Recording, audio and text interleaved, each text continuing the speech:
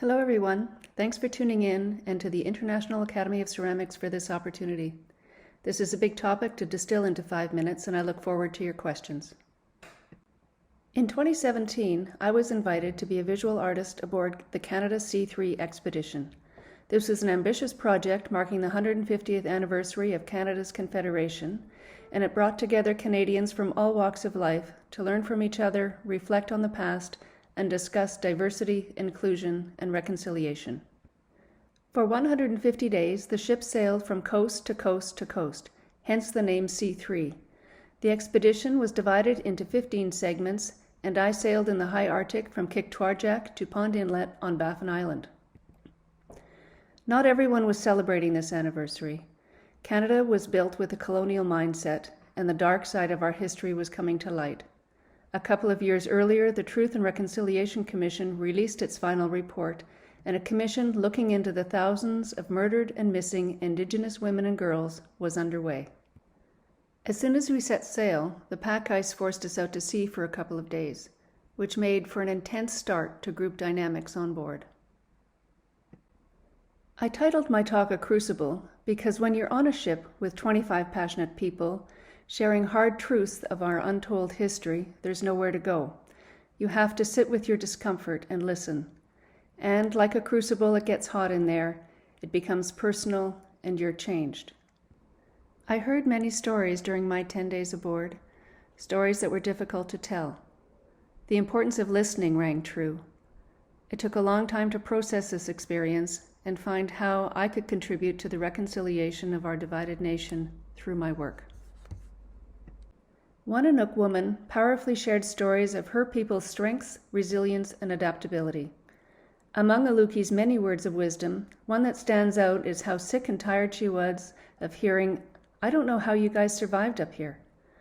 Cloaked in awe, these words illustrate how the colonial mindset is alive and well. She saw those words as a judgment. She said, "You need to see us as surviving. It couldn't be that we were thriving. You need the narrative of saving us to justify your actions." I needed my visual language to speak of my belief in the inherent nobility of all people, of exchange among equals. I arrived at the shape of an ear trumpet, using this hearing aid as a symbolic element. I cast multiple porcelain horns and played with their relationship to each other. I would like to show you how some of what I heard and felt found form in my piece, Who is Speaking, Who is Listening? Jeannie Tumasay told us of her family being forced to leave their traditional lifestyle of migration.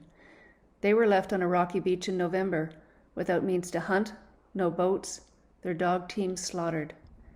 Paternalistic policies had tragic consequences. Intending to quote-unquote civilize, educate, and deliver health care, people whose names were hard to pronounce became numbers. Unable to feed their families, many people died. The image of a coffin came to mind. Inuit have a deep connection to the land, to the migration of the animals, reading the ice, the sea, and the snow.